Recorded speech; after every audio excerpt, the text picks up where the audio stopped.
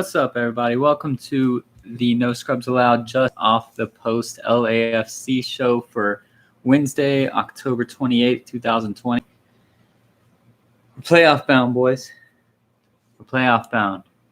It happened. We clinched a playoff berth with a tougher game than we would have liked. And on the scoreboard, it was tough, but in reality, it was even tougher there at the end. But I want to say a big shout out to our Dodgers. They got it done so that I could actually watch this game tonight, which is awesome. So I got to celebrate last night and tonight just focus exactly all the way on LAFC. And that's good because they really needed the focus because this game was tough. It was not given to us easily by Houston. And even though we were clear betting favorites, and Houston is pretty much out of the playoffs, barring some crazy stuff, but they didn't give it to us. They did not hand us the win here. It was really well fought. There was a couple of VARs. We could have really used that third goal that we just could never find. It looked like we found it a couple times. But again, the rest of these games are just going to be kind of figuring out our formations for playoffs, getting our guys into game shape, beating, quote unquote, beating up on some easier teams for the most part, and getting it done. And that's what we did here tonight. It sucks that everybody else won as well. Portland won, which we needed Portland to win to clinch the playoffs, but we would rather try to catch them. But Portland won. Dallas won. I think KC won. Literally everybody. Minnesota won.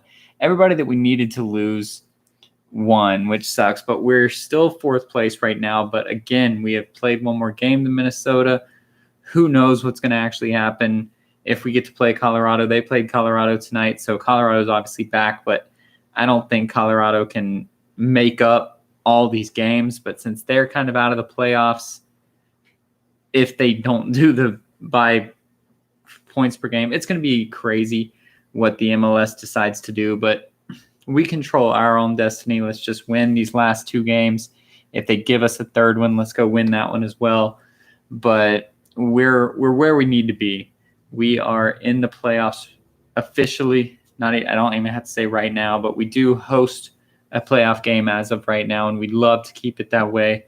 We really need to hope that Minnesota loses just to clear up any points per game scenario or anything like that. But just keep winning. We're a point ahead of them.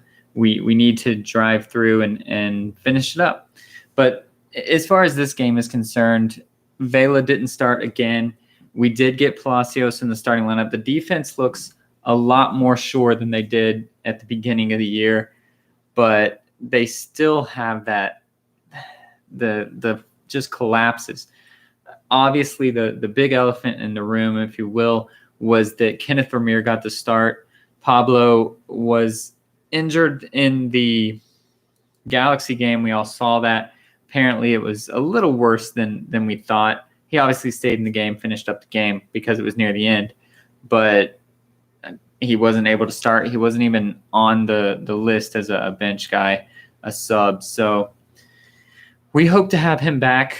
Kenneth, hey, Vermeer, you did your thing, blocked a PK, which turned out to be huge, but didn't really play well or bad because the defense was playing a lot better. But Vermeer made the saves he needed to make, which is good. It's good that he is able to come in and do this, but we still allow goals.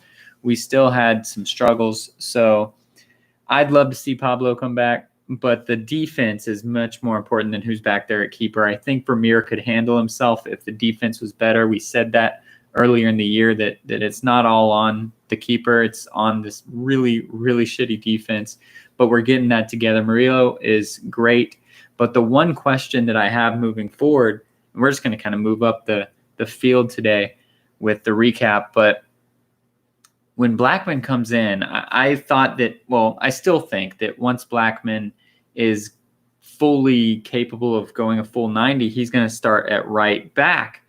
But both games that he's come in, he has come in basically for Segura. The first game against Galaxy, Segura got pushed up, but Blackman is coming into the fullback position, the center, alongside Murillo. So that's weird because, listen, I like El Munir. I was the one that said he should start on the right side instead of Blessing throwing everything off. And I like the way that this starting lineup was. I think it would be better with Blackman out there and El Munir as a guy coming off the bench. I'm not sure what Bob is doing with Segura. Obviously, he can go a full 90. He's done it. And he keeps getting moved up into the center defensive mid role. And I think Bob wants him to kind of replace K, if you will, in that scenario, if that's what we need. So that's a little tricky moving forward, but I don't really like Blackman in it at center back. I want him out at the right back. I like from right to left, Blackman, Murillo, Segura, and then Palacios. That's the core that I want. It looked a lot better today, and we still need to stop the hiccups, though, because the goal that they scored 25 seconds, I think it was, into the second half was just us falling asleep. It was just miscommunication on defense. It was nobody playing well.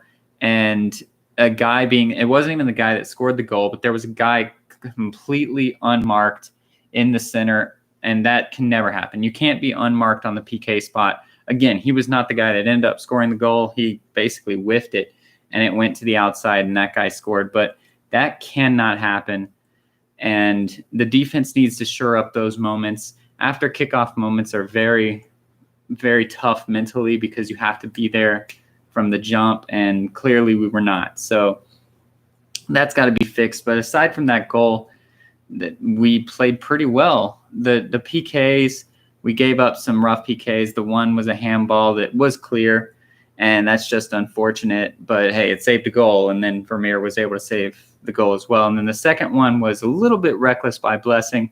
I'm glad that the VAR took it back because he didn't touch anybody. They called offsides, I guess, and moved the ball way outside over there. But that's you can't really do that if you're Blessing. That's rough. So let's move up the field to midfield now, and the midfield without K is a little crazy, and the midfield and forwards together are going to have to figure out the personnel moving forward for what's going on, because we have too many players. And too many good players, and we've said it before, that's a great problem to have, but it is a problem that we have, is we have too many players.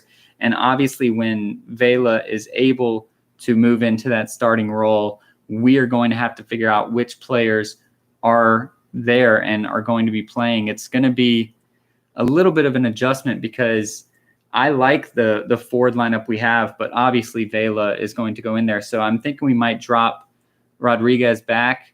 Blessing is set to come off the bench. He's good in that role. He's fine. Janela is fine to be subbed in as well. He doesn't really need to be a starter. And while K is out, then he's fine too. Like, we don't have to worry about K.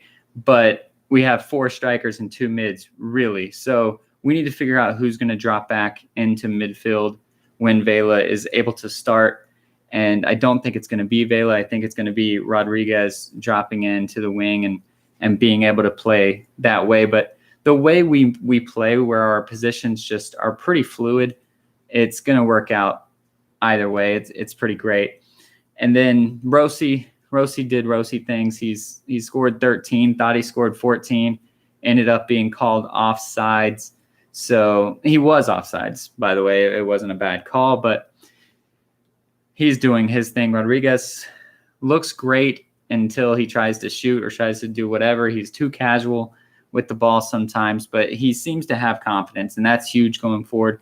We need him to have the confidence, and Vela is going to take that spot over, and he obviously has the confidence, and he made some great runs today. You could tell he was out of breath. He needs to get in match shape, but the runs he was making were beautiful, and he connected with a little 1-2 to BWP and almost had a goal. He knocked it off the side netting. And when he's in full form, that's going to be a goal. So when the playoffs are here, I am excited because that will turn into more goals.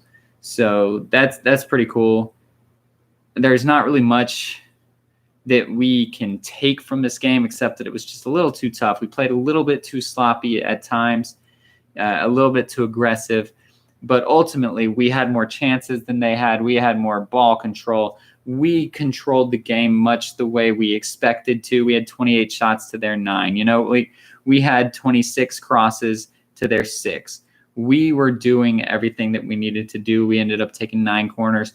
We are fine. If that's a matchup that we end up seeing in the playoffs, if they somehow make a jump up, because we will hopefully beat San Jose on Sunday. But Houston needs way too many points, I think. But that's a game where we can take from it a win and just be happy that we got a win. But we need to play better. That's not going to work for KC. That's not going to work for Portland. That's not going to work for Seattle. But I think we played down to our opponent. It was a midweek game. It's Houston, who's probably not going to make the playoffs, especially with this loss. And it's just we kind of played down.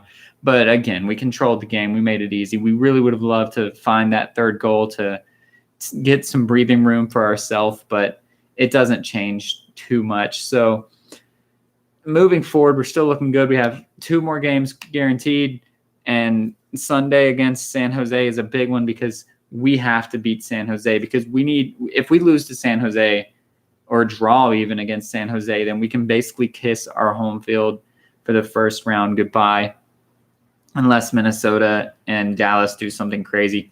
So we need to beat San Jose. They're a team that we can beat. They are going to be trying really hard because they still need to make the playoffs. So, and they look a lot better under their new coach. So they're going to come out tough.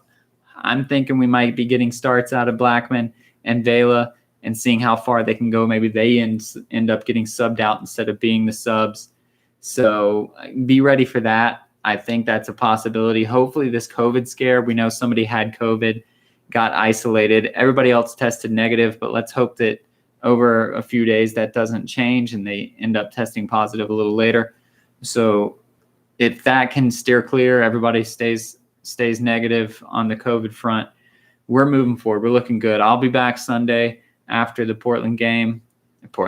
the San Jose game, ready to do a quick recap again. Again, shout out to the Dodgers World Series champs. If you're an LA fan, you should still be celebrating. Don't stop. We had a long time coming, 32 years. And so I'll talk about it more on Monday with the pod, but we're excited there. But hey, LAFC is looking just as good. We can join the Lakers. We can join the Dodgers, and we can make this the year of LA. LAFC can do it.